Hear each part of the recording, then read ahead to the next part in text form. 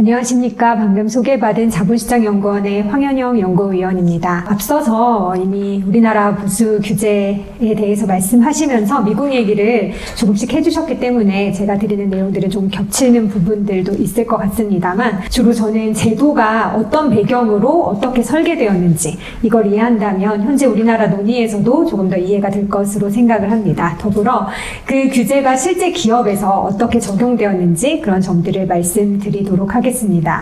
저는 상법으로 법학 전공 박사 학위를 받고 한 11년 정도 국가기관에 있었거든요. 법무부에서 한 3년, 그리고 국회에서 6년, 대법원에서 2년 이렇게 근무를 하는 동안 사실 임원 보수에 대해서는 크게 이슈가 되지를 않았었습니다. 대표적으로는 한진해운이 좀 문제가 됐을 때, 이렇게 문제된 기업들의 CEO들이 과연 그 많은 성과급을 받았던 것이 맞느냐, 이걸 좀 환수해야 되지 않느냐라는 국회 논의가 잠깐 있었고, 그리고 또 살찐고양이법이라고 하는 그러한 좀 근로자들의 평균 임금 대비 너무 많은 연봉을 주는 게 문제가 아니냐라는 논의가 잠깐은 있었으나, 사실상 크게 영향력 있는 논의로 확장되지는 못했습니다. 그런데 그 미국의 좀 제도를 보면서 그동안 우리나라가 너무 이 부분에 대해서 그 중요성을 간과하고 있었구나라는 좀 생각을 하게 됐고, 그래서 이 논의가 우리나라 입법에도 이제는 좀 반영될 때가 되지 않았나라는 생각을 합니다. 저는 크게 세 가지로 말씀드리도록 하겠습니다. 먼저 미국의 임원보수 규제도 사실 처음부터 있었던 건 아닙니다. 그럼 어떤 배경으로 어떻게 이루어졌는지, 왜 이러한 변화가 있었는지 그 연역을 좀 살펴보는 게 우리나라에 시사점을 줄 거다라고 생각을 하고요. 다음은 가장 중요한 부분이겠죠. 그러면 지금 미국은 어떠냐? 지금 미국의 규제가 어떤지, 그리고 마지막으로 그러한 규제 하에서 실제 기업들은 어떻게 임원 보수를 공시하는지 살펴볼 텐데, 자료집을 보시면 내용이 정말 방대합니다. 그런데 제가 그 내용을 압축할까 고민을 하다가 이거를 제목만 있는 한이 있어도 실제로 이렇게까지 구체적으로 다 공시한다라는 것을 알려드리는 게 의미가 있다라고 생각을 해서 그걸 다 전문을 이렇게 PPT로는 드렸고 발표는 요약해서 말씀드리도록 하겠습니다. 먼저 보수 규제 연혁을 말씀을 드리면, 사실 임원 보수가 뭐다라는 정의는 미국도 없습니다. 우리나라도 받는 보수 외에, 급여 외에도 뭐 성과급, 또 그에 대한 인센티브 성과급, 또 주식과 같은 그러한 것들, 뭐 이런 스톡 옵션 같은 것들도 포함한다 뭐 얘기는 있지만, 미국도 딱히 정의를 내리고 있진 않는데 SEC 규정에서 적어도 이 내용들은 다 공시해라 라고 하는 그러한 내용을 보면 미국에서는 이런 것들을 임원보수로 보고 있구나 라고 하고 있는데, 그 내용들을 기본급, 상여금, 그리고 주식으로 주는 보상, 옵션으로 주는 보상, 그리고 주식이 아니더라도 인센티브가 제공되는 것들, 그리고 또 연금으로 주기로 한 게 가치가 어떻게 바뀌었는지, 또 기타 보상들이 어떠한지라는 항목을 열거했고, 이 항목을 또 세부적으로 공시하도록 하고 있는데 그 내용은 잠시 후 살펴보도록 하겠습니다. 1930년대 이전에는 미국의 임원보수에 대한 연방법은 존재하지 않았습니다. 단지 주회사법에서 이사의 보수결정권을 이사회에 위임하도록 하고 있었습니다. 그래서 모범회사법과 델라웨어주 회사법은 이사회에서 이사 보수를 정한다고 하고 있었고, 캘리포니아주 회사법은 거기서 조금 더 한 단계 나가서 보수를 지급받는 당사자는 그 승인에 참여할 수 없도록 하겠다. 하지만 전반적인 내용만 봐도 이사 보수는 이사회 권한이다 라고 되어 있었습니다. 그런데 이러한 그 생각에 큰 변화를 가져온 것은 대공황입니다. 대공황을 겪으면서 많은 기업들이 부실로 도산을 하는데 정작 경영자들은 고액의 보수를 챙겼다라는 그런 문제에 직면을 하게 되면서 이제 법이 바뀌기 시작을 합니다. 그런데 대공황 이후의 임원보수 규제 특징을 보면 얼마나 받았나가 포커싱입니다. 이만큼을 받을 가치가 있냐라는 것을 따지는 게 아니라 그냥 객관적인 수치로 많이 받았냐, 그런 부분들을 좀 중점적으로 보게 되는데요. 1933년 증권법과 34년 증권거래법이 생기면서 이제 연방 차원에서 임원 보수에 대한 공시 규제를 도입을 하고 있습니다. 그래서 증권법에 따른 그 규정에서는 연간 보수 25,000달러 이상이 되면 보수를 공시를 해라. 그리고 기본적인 보수는 아니더라도 어떤 특별한 계약에서 발생하는 그런 인센티브가 있다라고 한다면 그것도 공시해라 라고 했었고, 그리고 증권거래법에서는 이사뿐만 아니라 연간 보수가 2만 달러 이상이라면 이사 외의 자들도 이런 보수와 그리고 성과급 그리고 이익 제공 계획을 공시해라 라고 했고, 이러한 법에 따라서 SEC는 조금 더 구체적인 규정을 만들었는데요. 이러한 내용들을 위임장 설명서, 그러니까 우리나라로 따지면 주주총회 소집 통지죠. 그렇게 소집 통지를 보낼 때 임원 보수를 구체적으로 해라. 그리고 그 내용을 조금 더 보강해 갔는데, 처음에는 서술식으로 했었는데 아니다, 눈에 확 들어오게 표로 해라 라고 했고, 그리고 보수와 연금을 또 분리해라, 그리고 그 표에 대한 이제 내용까지 해라, 그런 서술식도 동시에 요구를 했고, 그리고 92년에는 이제 구체적으로 CEO 그리고 상위 4명의 집행임원의 보수만 공개하지 말고 어떻게 구성되어 있는지까지 공개해라, 그리고 왜 그런 보수를 주게 됐는지 그 정책도 공시해라 라고 해서, 이 내용만 보시면 아시겠지만 전반적으로 관심사는 얼마를 받는가입니다. 그런데 미국도 바뀝니다. 2002년에 엔론이나 월드컴 같은 대규모 회계 부정사태 이후에 사베인-옥슬리법이 제정이 됐는데요. 이때 이 공시규제가 룰이 아니라 법으로 규정이 되었고, 그때 가지고 있었던 문제의식은 이렇게 회계 부정을 저지르면서 잘못된 재무제표를 근거로 마치 어마어마한 성과를 낸 것처럼 해서 성과급을 가져갔는데, 근데 그게 사실이 아닌 걸로 밝혀졌다면 다시 회사가 환수해야 되는 거 아니냐라는 문제의식을 가지고 보수 환수에 대한 규정들, 그리고 또 임원들에게 신용 공여하는 것을 금지하고 적어도 상위 5명은 보수를 공시해라라는 이러한 SEC 규정을 아예 법으로까지 올렸습니다. 그리고 이들의 보수가 제대로 평가를 받기 위해서는 뉴욕 증권거래소 상장 규칙으로 독립이사, 우리나라로 보면 사회이사라고 볼 수 있죠. 물론 미국의 독립이사와 우리나라 사회이사는 개념이 정확히 일치하진 않습니다만, 이해를 돕기 위해서 사회이사로 구성된 보수위원회를 설치해라 라고 이렇게 규제가 들어왔고요. 그런데 2008년 금융위기를 겪으면서 도드-프랭크법이 제정될 때 이때 문제의식은 뭐냐? 많은 보수를 가져갔다, 또 그 보수가 회계부정이라면 환수하라. 여기서 한 단계 더 나아가서 과연 주주들의 가치를 제고하기 위해 얼마나 노력을 했느냐, 주주들에게 이익을 가져온 만큼 경영자들도 보수를 가져갔느냐라는 주주에 대한 관점이 들어가기 시작을 합니다. 더불어서 과연 너희 회사의 임원 보수가 경쟁 기업들, 유사 기업들에 비교했을 때 어떠냐까지 이때부터 이제 관심을 가지기 시작을 합니다. 이러한 것을 위해서 본격적으로 상장회사 임원 보수 결정 권한을 이사회가 아닌 이제 주주총회에서 결정을 하도록 하고, 오늘 계속해서 말씀해 주셨던, 앞선 발표에서도 말씀해 주셨던 세이온페이가 이때 도입이 됩니다. 그리고 임원 보수 공시 내용을 구체화를 했는데요. 보수와 그리고 그 회사의 성과와의 관계가 어떤지, 또 직원들의 평균 임금과 임원들의 보수 격차 비율이 어떤지, 그리고 보수를 환수하는 제도까지 강화합니다. 이것은 2008년 한 번에 이루어진 건 아니고요. 2015년에 한 번 개정이 되고, 또 2022년에 들어서야 사실은 그 보수와 성과와에 대한 규정의 공시는 구체화가 됐거든요. 이 내용의 흐름으로 하나씩 설명을 드리도록 하겠습니다. 현행법상 미국의 임원 보수 규제를 말씀드리겠습니다. 오늘 가장 많이 나왔던 세이온페이 규정입니다. 임원 보수가 공개되는 임원은 5명입니다. 저희가 흔히 CEO, CFO가 더 익숙하실 텐데요. 미국 법을 보면 이제는 PEO라고 되어 있습니다. PEO는 CEO가 아니더라도 주요한, 그러니까 CEO에 준하는 그러한 집행임원이라면 그 사람 역시 CEO와 같이 보겠다라고 해서 좀 더 넓은 개념으로 PEO란 개념을 사용을 하고요.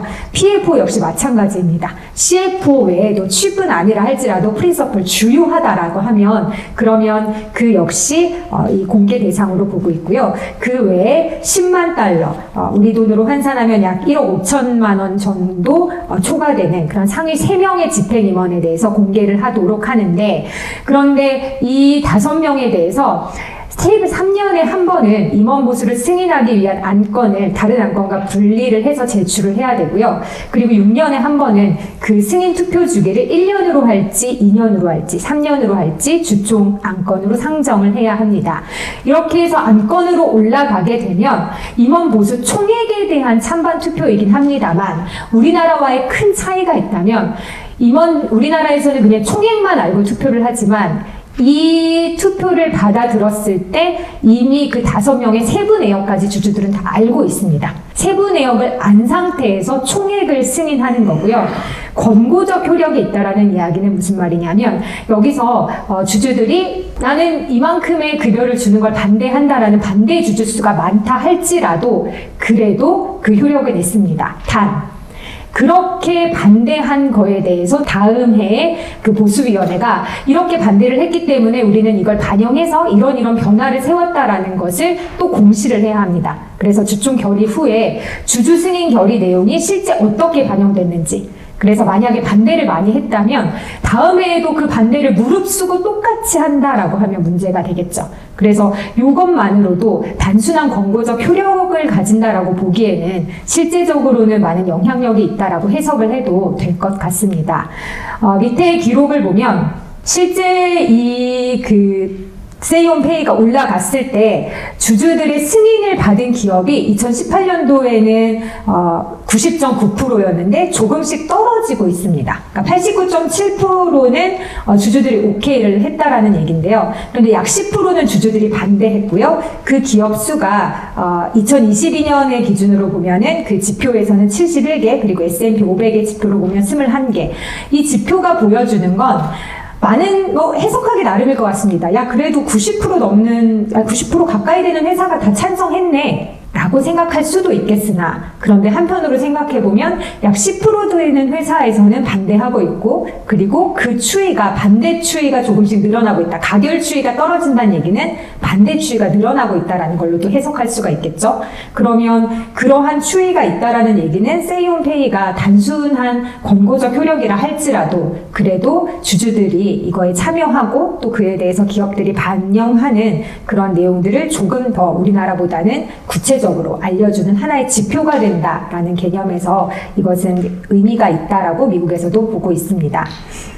그리고 미국의 임원 보수는 보수위원회가 이사 보수를 결정을 하도록 하는데요. 미국 증권거래소 상장회사 규정에서는 상장회사에 대해서 임원 보수위원회를 설치할 것을 의무화를 하고 있고, 그 이사들은 독립성 요건을 충족을 해야 합니다.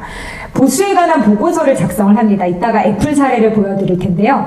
이 애플의 보수위원회인 독립이사들이 우리는 이런 정책을 가지고 이렇게 보수를 결정했습니다라는 것을 본인들이 일종의 보고서를 냅니다. 우리나라 감사가 감사 보고서를 내듯이 보수위원회 이사들이 이사 보수에 대한 상세한 보고서를 내도록 하고 있습니다. 그리고 그 보수위원회 재량에 따라서 외부에서 이 보수와 관련된 전문가의 컨설팅을 받을 수 있고, 그 컨설팅 내용도 담겨 있습니다. 공시에. 그리고 그 어떠한 정책을 가지고 이런 걸 결정했는지는 주주들에게 제공하는 위임장 설명서와 연간 보고서에 공시가 되어 있습니다. 과연 이렇게 보수를 결정을 했을 때 그 문제되는 사례가 있잖아요. 그런 문제되는 사례에 대해서 델라웨어주 법원은 어떻게 보고 있느냐 하면 기본적으로는 경영판단 원칙이라고 생각을 합니다. 단, 그 경영판단 원칙을 통해서 만약에 과다 보수를 주었다라고 하는 사안에서 적정성을 평가받으려면 이 보수위원회가 보수를 결정하는 과정에서 외부 전문가들의 자문, 정보와 보고서들을 통해 충분히 계약 조건을 검토하고 또 비교 가능한 그러한 고용계약을 고려해서 그 계약이 합리적으로 됐다라고 믿고 결정을 했으면 유효하다는 얘기는, 뒤집어 말하면 이러한 전문가의 자문도 없이 정보와 보고서도 없이 또 비교조차 하지 않고 결정했다라고 한다면 그것은 경영판단 원칙을 적용받을 수 없다는 얘기입니다. 그래서 그만큼 자세하게 이렇게 보수위원회가 참고할 수밖에 없도록 되어 있는 것이 미국의 임원 보수 규제입니다. 또 또 재밌는 거는 보수를 환수할 수 있도록 하고 있습니다. 만약에 재무제표를 기준으로 해서 임원에게 성과 보수가 제공이 됐는데 그 재무제표에 오류가 있어서 만약에 그 성과가 회사의 성과가 줄어들었다면 이미 주었던 그 보수를 다시 환수를 합니다. 그래서 CEO, CFO뿐만 아니라 실질적으로 그 회계 부정이라든지 아니면 재무제표의 그 작성에 관여하지 않았던 집행임원이라 할지라도 그래도 이 재무제표가 잘못된 것을 근거로 이렇게 받았다라고 하면은 환수할 수 있도록 하고 있고 임원의 부정행위로 인한 것이든 단순 실수이든 묻지 않습니다. 과다하게 지급된 건 반드시 3년치를 이렇게 회수를 합니다. 무과실 책임으로 묻고 있고요. 환수는 SEC가 할 수 있고 회사가 할 수 있고 주주 대표 소송으로도 가능합니다. 재밌는 건 원래 이 제도가 들어왔을 때는 SEC가 환수하도록 했습니다. 그런데 SEC가 환수를 안 하니까 그러니까 이제는 법을 바꿔서 회사도 그리고 주주들도 이거를 환수를 할 수 있도록 해서 지금은 이전보다는 조금씩 건수가 늘어가고 있는 추세입니다. 그리고 임원 보수의 공시와 관련된 것들을 말씀을 드리면 와 정말 너무 투머치하다라는 표현을 쓰시는 분도 있을 정도로 너무 상세하게 규정이 되어 있습니다.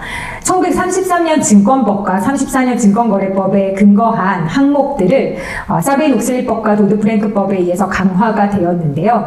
대상회사는 증권거래법상 공시 의무가 있는 회사, 즉 상장회사를 말을 하고요.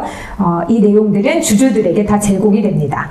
대상임원은 우리나라처럼 5인입니다. PEO, PFO, 그 외 고액 보수를 받는 3인의 집행임원들. 그리고 이 고액이라 함은 기본적으로는 10만 달러를 초과하는 그런 보수를 받는 임원이고요. 설령 임원은 아니라 할지라도 만약에 이 사람들이 집행임원이었다라고 하면 공시되었을 거다라는 고액 보수를 받는 2명의 사람들도 공시하도록 하고 있습니다.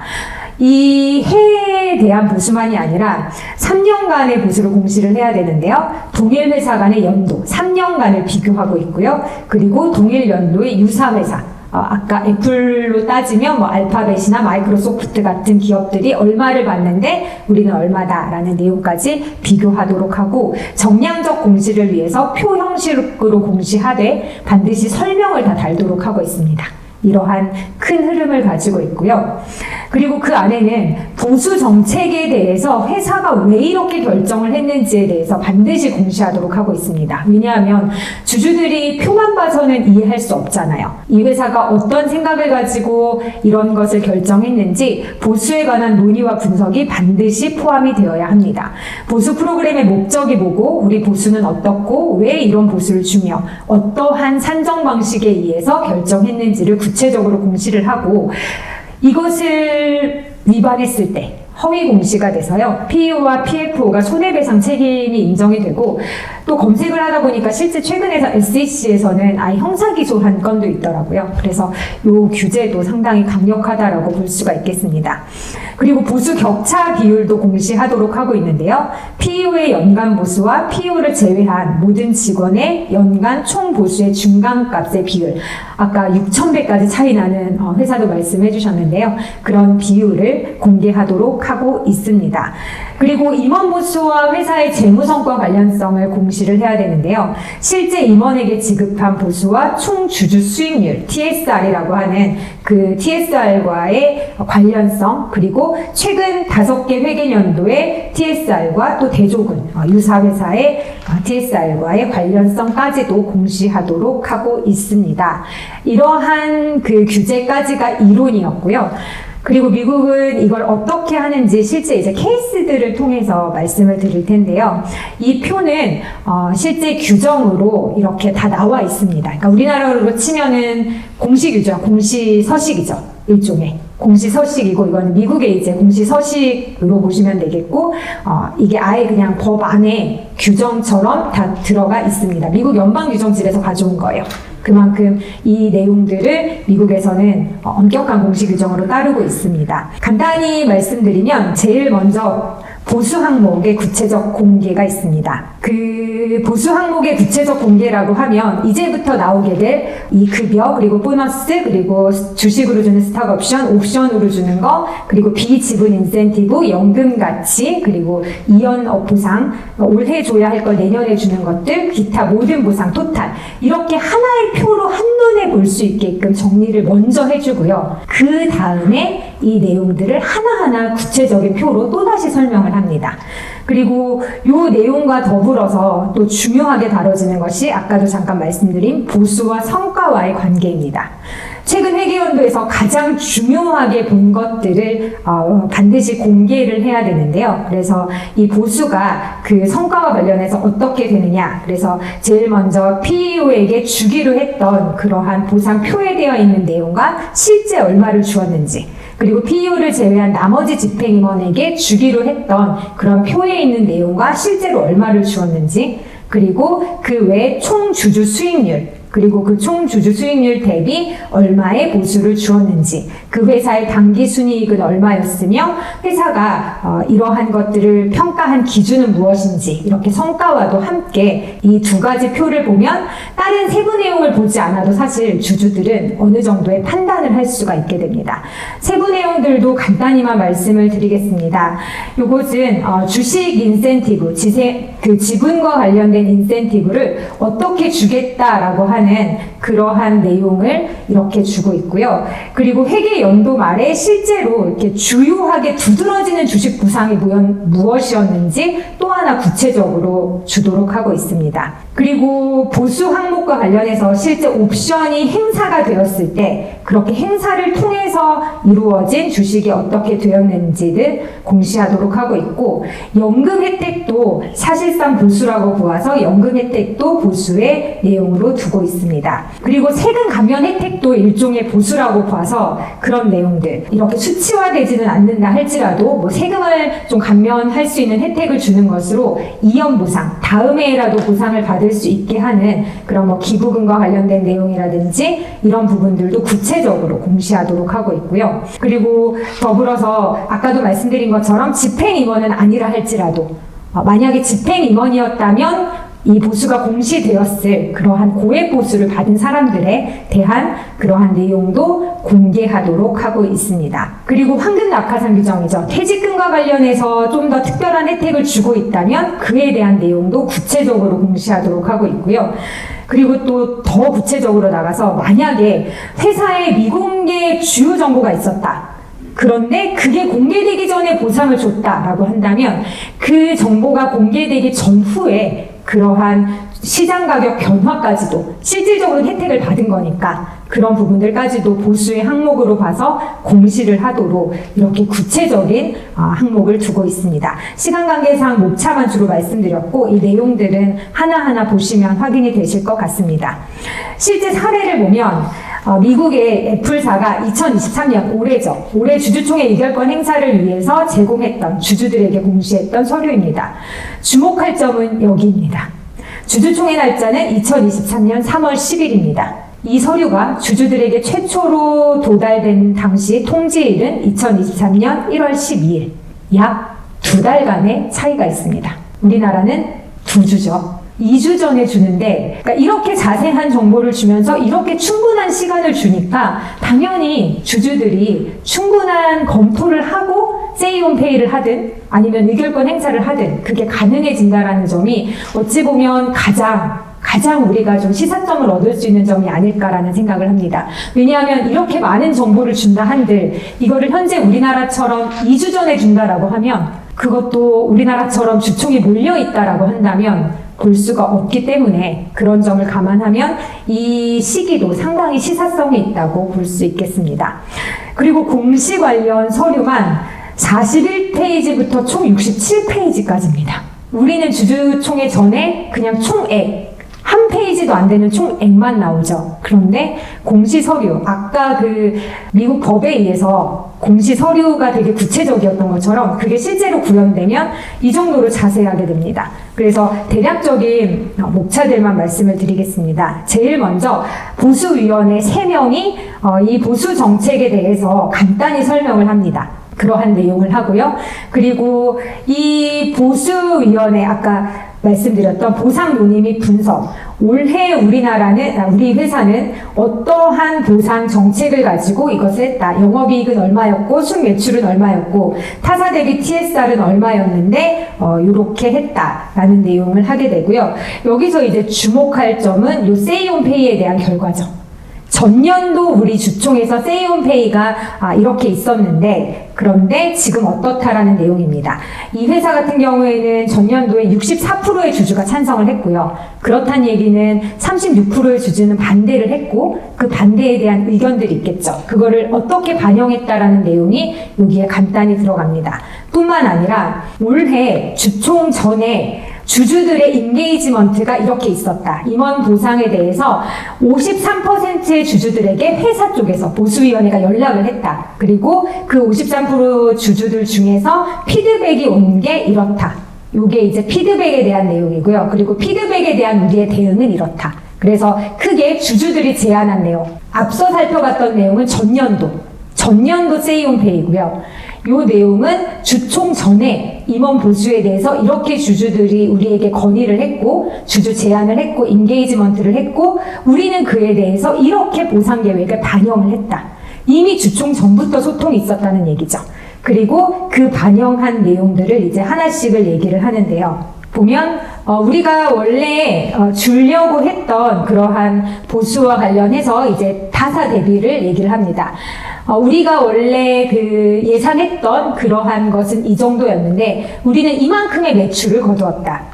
그리고 우리 시장 규모는 이 정도로 예상을 했는데 애플은 지금 이만큼을 거두었다. 그리고 타사, 마이크로소프트나 다른 회사들은 이러한 기준에 있다라는 성과를, 올해 우리 성과가 타사 대비 어느 정도다라는 것을 먼저 공시를 합니다. 왜냐하면 이게 전제가 되거든요. 이만큼의 성과를 거두었으니 지금부터 임원 보수가 적정한지를 판단해 주십시오라는 기준입니다. 그리고 나서 이제 CEO부터 한 명씩 들어갑니다. CEO는 이렇게 보수가 구성이 되어 있습니다. 라고 되어 있고, 특별히 이 마지막에 나와 있는 이 내용이 주주 가치 창출. 이 CEO가 주주 가치 창출을 이만큼 했기 때문에, 그래서 우리는 이 가치와 이 보상을 연계해서 이런 정책을 가지고 있습니다. 라는 내용이고요. 그리고 주로 이제 CEO가 했던 성과들입니다. 이러한 성과들을 냈기 때문에 우리는 이러한 보상을 주고 있다. 라는 CEO의 보상의 합당함에 대한 그러한 주주들을 설득하는 내용이고요.